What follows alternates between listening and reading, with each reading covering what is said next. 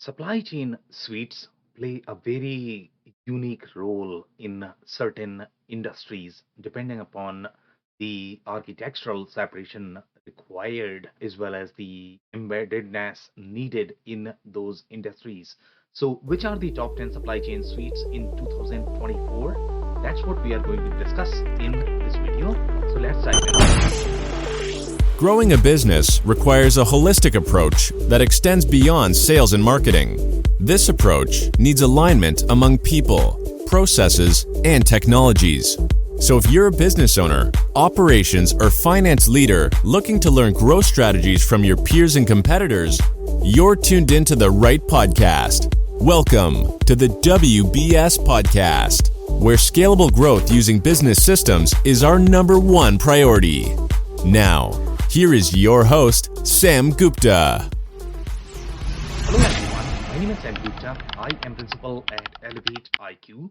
Elevate IQ is the independent ERP supply chain and digital transformation consulting firm. We help our clients with digital transformation and supply chain strategy, enterprise technology selection, implementation, as well as change management. On that note, let's go back to today's topic, which is going to be top 10 supply chain suites. When you look at these suites, they are designed for a very unique purpose. Some of these suites are designed for retail industry where they require very unique embeddedness when it comes to your merchandising planning as well as your SNOP. They all need to be tied together, but they don't necessarily require the same embeddedness with your ERP processes. The same thing may go for other industries where you might require this embeddedness more from the engineering supplier collaboration perspective. So each of these suites have very unique role and they all matter in their respective industries. So we published this list in 2023 as well. So you are not going to notice a lot of changes from that perspective. Just to align our expectations, the supply chain suites, there are three major components from the supply chain perspective. That is going to be your planning, network, as well as execution. So these suites cover all of those components fairly well. And we define suites as the systems that are going to contain all of these components, and they are not going to be isolated systems such as your SNOP. Those systems are not going to rank on this particular list. The criteria that we use to compile this list is going to be the product share, the acquisition strategy, focused on supply chain suites, product roadmap, community, ecosystem, win rate, technology, strategy, as well as investors. So all of these factors we include to compile this list. So now let's look at the list.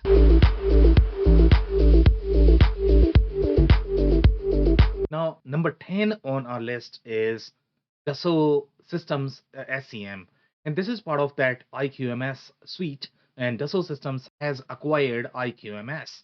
So one of the things that you are going to notice with Dassault Systems is they stand out in unique supply chain processes. That is going to be the unique blend of your CAD, PLM, ERP, as well as SNOP, targeting process manufacturing as well as retail. And these industries are very unique. For example, let's say if you look at the combination of your distribution retail as well as your plastics and your chemical manufacturing, these spaces are going to be very common in patches such as your automotive because they are going to have uniqueness of these business models where they are going to do process manufacturing, but they are also going to require the SNOP planning of automotive as well as retail.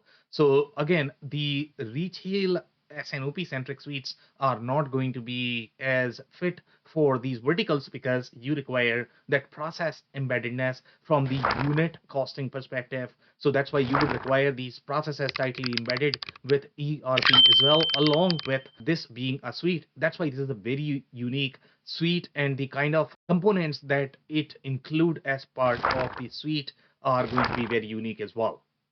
So the other strength of this particular suite is a comprehensive suite that is going to have the embeddedness with your PLM and PDM, and then it is also going to have compliance tailored to your automotive and plastics. And a lot of these suites are going to be driven by the compliance requirements, because for that they might require joint collaboration. They might need to share data with their suppliers as well as the industry players. So a lot of things are driven by that.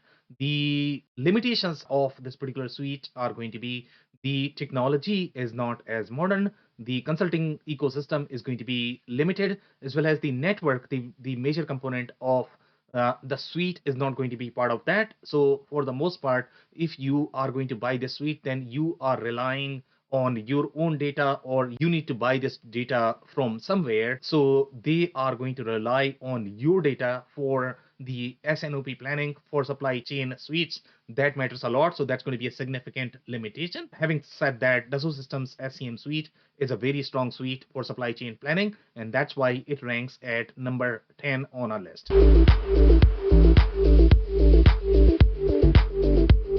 The number 9 on our list is Trimble Suite, and Trimble is very unique as well. It focuses on very unique industries, and most of the suites that are present on this particular list are probably not going to be a great fit for those industries, and they are your transportation, construction, as well as agriculture.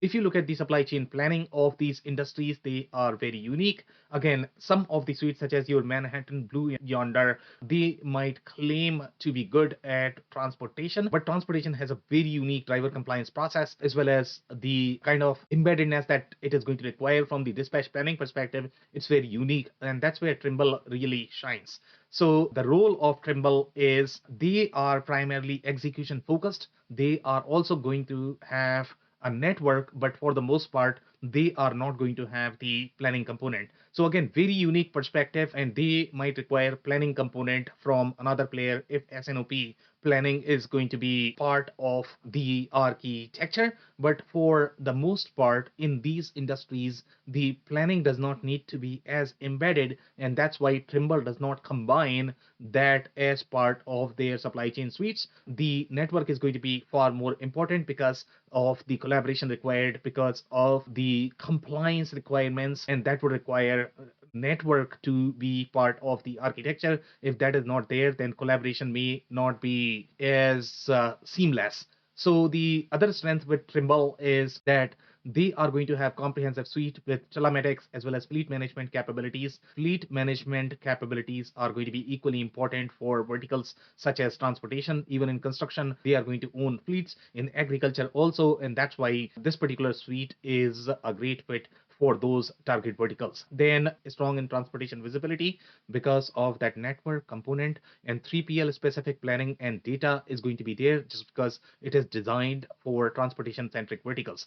The limitations for Trimble is that it is not ideal for that manufacturing retail sort of value chain because the perspective is different. It is not going to be as diverse. So for example, if you are going to be installing this in business model where they might have both of these business models, or they might be active in M&A cycles, then it might not be as great fit. You might outgrow Trimble very fast. So you might want to keep that in mind, and primarily focused on the transportation execution, even though they now have the network as well. So that's number 9.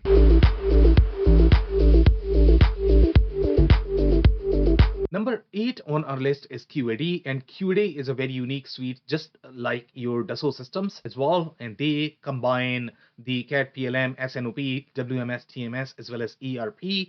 So all of these capabilities are going to be part of the suite.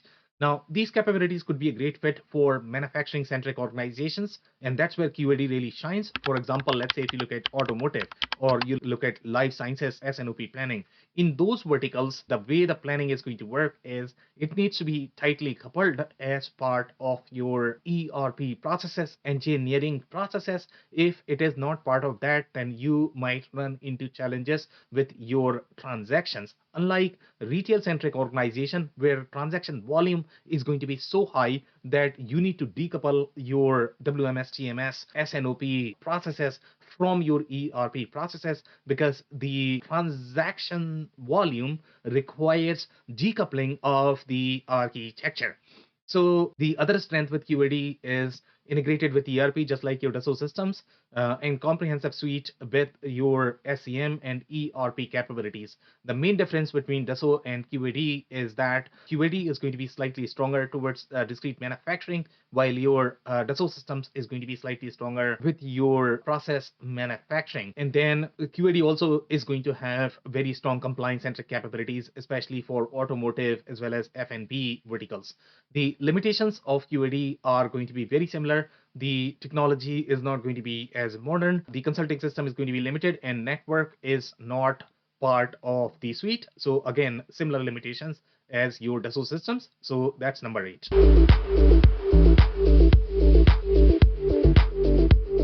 Number 7 on our list is Manhattan Associates. Even though this is listed as part of the suite, but the suite is very limited. So they are going to have all of the components from the execution perspective, but it is not necessarily the complete suite. For retailer, it is going to be relatively complete. For example, the main component that retailers are going to require is your WMS, TMS, as well as when you look at the retail floor planning or retail centric planning, planograms, all of those components are going to be there as part of Manhattan. So Manhattan is very uniquely focused on retail as well as the warehouse execution scenarios. So if you are a pure play retailer, then Manhattan suite might make sense. Now Manhattan also has very unique features, such as they are integrated with your POS as well as OMS. And for retail centric vertical, this particular embeddedness is going to be tricky, and generally the OMS does not need to be or cannot be integrated with your ERP processes, because of the embeddedness of ERP process might slow down the retail transactions, and retail industries might not be able to afford that. That's why this particular decoupling is generally required, and that's why the retail supply chain suites are uniquely different. So other strengths for Manhattan is that tailored for retail, the warehouse and store visualization, that is probably not going to be there with most of these suites, except probably Blue Yonder. And that's why Manhattan and Blue Yonder compete head to head. And then if you're looking for distributed order management capabilities, Manhattan is probably going to be one of the suite that is going to have that. The other limitations of Manhattan is the external supply chain planning is limited, network is not included, and it's probably not going to be SMB friendly because of the price tag. So that's number 7.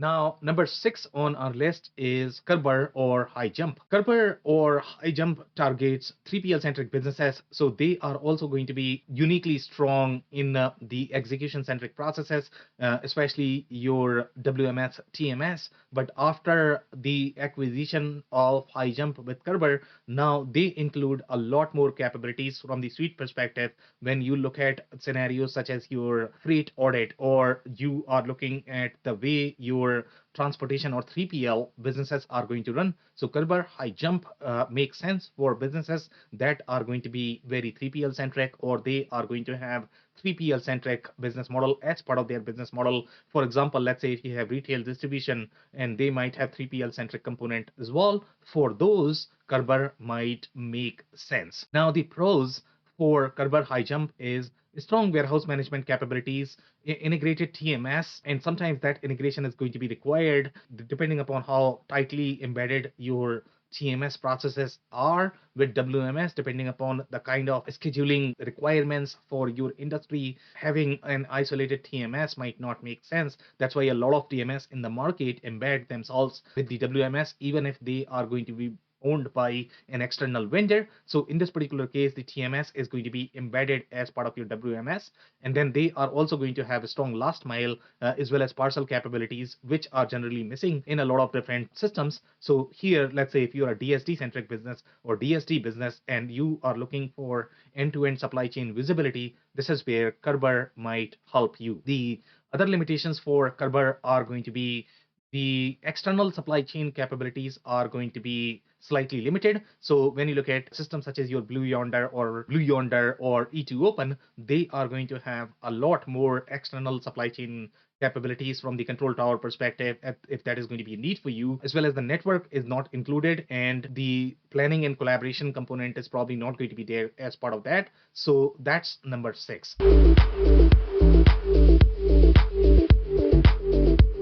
Now, number 5 on our list is Infor Cloud Suite SCM. And this is a very similar suite as your QAD or as your Dassault systems. It takes very similar approach where they are going to combine the CAD, PLM, WMS, ERP, ACM, as well as SNOP. In this particular case, they also have the HCM component embedded, and in some industries, that is going to be uniquely critical as well. So that's very unique about Infor Suite. For example, let's say if you look at automotive verticals, in those, the skill-based scheduling is going to be critical, and in that, you need to identify the resource to be able to schedule, to be able to and that's why HCM processes need to be tightly embedded as part of your process. So again, this makes it a very unique suite for these specific industries. So the strength for Infor Cloud Suite is comprehensive suite in manufacturing, especially discrete manufacturing. That's where they really shine, and it's going to have great visibility platform.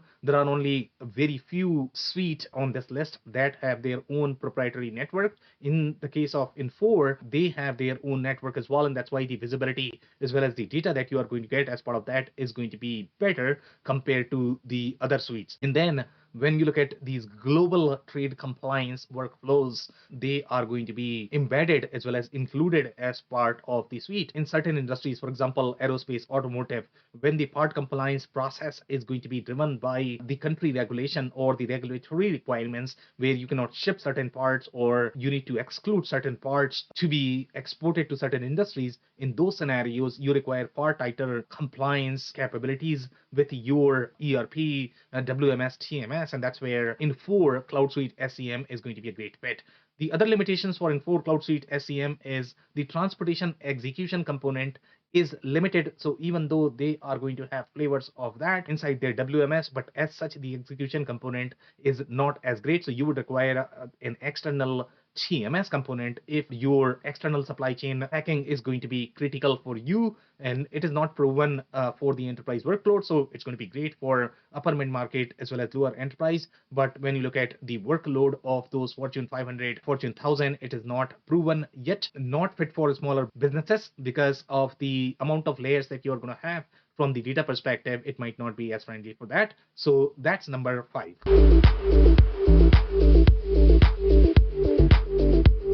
Now, number 4 on our list is Oracle. And when you look at the Oracle Suite is very interesting suite because it has very similar architecture as your retail suite, but it can do a lot of things from the manufacturing suite perspective as well. So it's very unique on this particular list. So from the Oracle perspective, it's going to have your most of the execution centric components. It's also going to have the planning component, but what it is not going to have is the network.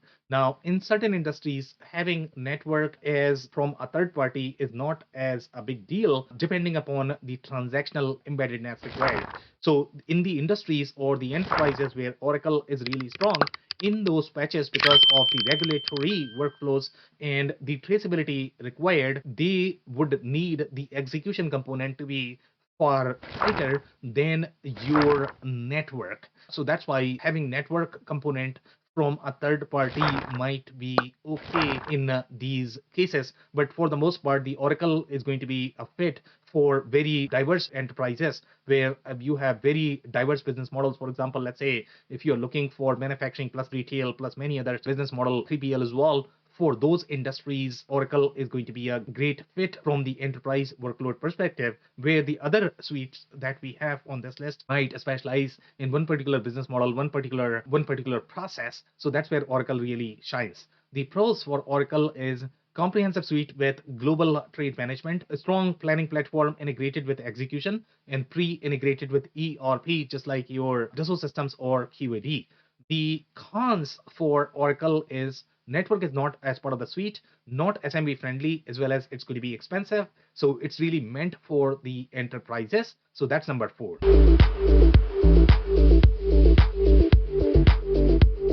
Now, number 3 on our list is SAP.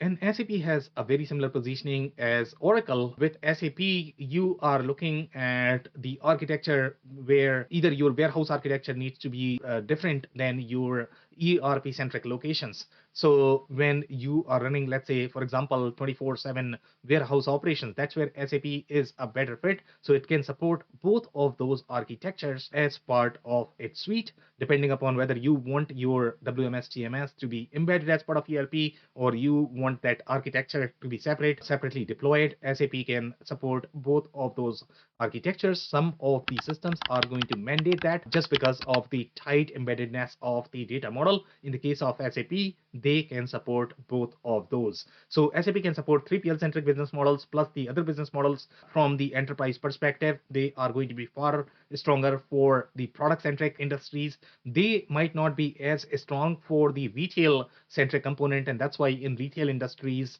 you are going to see Manhattan Blue Yonder deployed along with SAP. They are designed for those thick, expensive transactions. That's where SAP really shines because their processes are going to be tightly embedded, just like your QAD or Dassault systems with your ERP processes. Then keeping it standalone, retail-centric supply chain suites are going to be far more relevant in those scenarios if you are deploying it for retail. But SAP is a great fit for very diverse enterprise-centric processes where you have many different business models and the transaction volume is so high that you require the total MRP planning for all of the workloads, but your retail planning needs to be as part of your retail suites. So the other strengths for SAP is comprehensive suite with global trade management. When you are going to have those compliance processes, that's where SAP makes sense. It has a strong planning platform integrated with your execution and pre-integrated with ERP. So these are some of the strengths. The limitations with SAP is that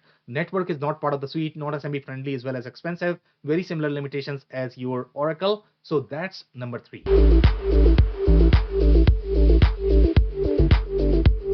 Now, number 2 on our list is Blue Yonder. And Blue Yonder is a very similar suite as your Manhattan. They are designed for very retail centric planning, retail centric architecture, where you are going to have all of the components that need to be tightly integrated to be able to capture the state of the inventory allocation.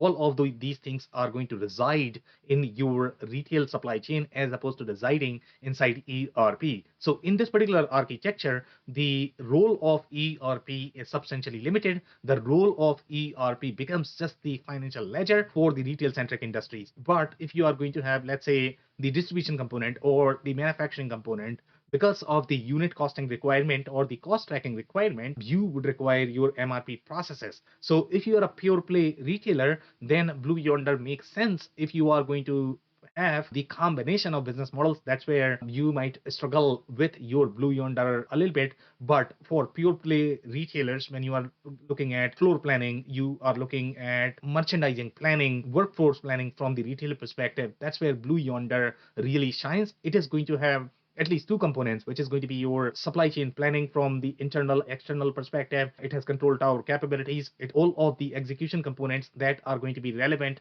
from the retail perspective. The only thing which is going to be missing as part of your Blue Yonder is that they don't have their own proprietary network. They rely on their partners to provide that, and because of that, they are not going to have as much control on their network, as well as they might not have as rich insights as the other suites. And because of that, let's say if you're looking for AI and ML capabilities, their capabilities might not be as strong because AI ML requires far more control on the data as well as far more data that you are going to be needing. So that is the only cons that is with Blue Yonder, but it is probably one of the strongest suite for retail centric business models. The other strengths for Blue Yonder is ability to handle very large number of SKUs, and the planning for retail is very unique. When you look at the Fortune Fortune 500 workload, when you are going to have millions and millions of SKU and location combination, and these workloads need to run in parallel, that's where a lot of systems struggle, and you require that transactional isolation for these planning workloads. Otherwise, it's probably not going to work, and that's where Blue Yonder really shines, and it's going to have external supply chain capabilities as well.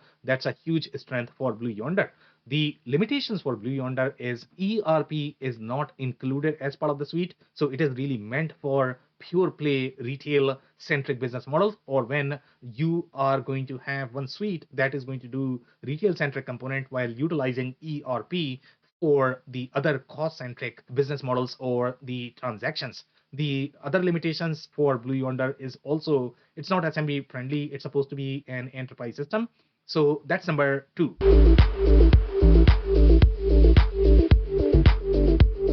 Now, number 1 on our list is E2 Open. And the reason why E2 Open is number 1 is because it has all of those components equally represented as part of your suite, which is going to be your planning, execution, as well as network.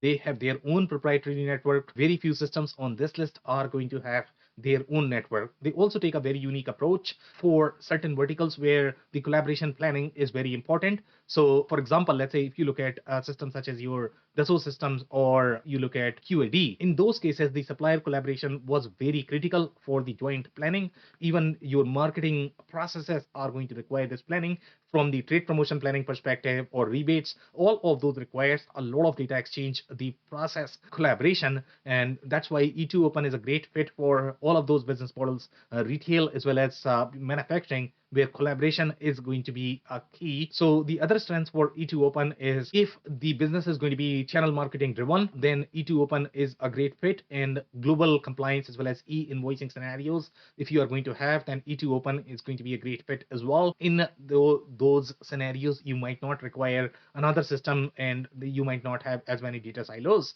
as part of your architecture. E2 Open is going to cover for all of those capabilities where you are going to require collaboration with your vendors, suppliers, or carriers. They are going to support all of those processes. The limitations of E2 Open is that the ERP is not included. So even this is going to be very retail focused suite, or the retail side of the processes it is going to do. The rest of the processes you still have to keep inside your ERP. So inventory state is probably going to be in 2 different systems. So that's why you need to define the architecture and roles and responsibilities, and it becomes trickier if your business model is going to have both of those components. It is not going to be SMB friendly, and the ecosystem is going to be limited as well. So finding consultants in their network might be trickier at this point of time. So for the most part, you are relying on E2 Open's professional services. Having said that, E2 Open is a great system, great suite. So that's number 1. If you enjoyed this video, we are going to include the link of a detailed article that is going to have much deeper analysis. So you might want to check that. We publish these videos on a weekly basis. So you might want to check our YouTube channel as well as subscribe if you like. And then this podcast is also available in the audio form on Google, Spotify, as well as Apple. So you might want to head there and subscribe. And if you have not checked our digital transformation report for 2024, we are going to include the link of that as well. On that note, thank you so much for tuning in. I'll see you in the next one. Thank you for listening to another episode of the WBS podcast. Be sure to subscribe on your favorite podcasting platform so you never miss an episode. For more information on growth strategies for SMBs using ERP and digital transformation, check out our community at WBS.rocks. We'll see you next time.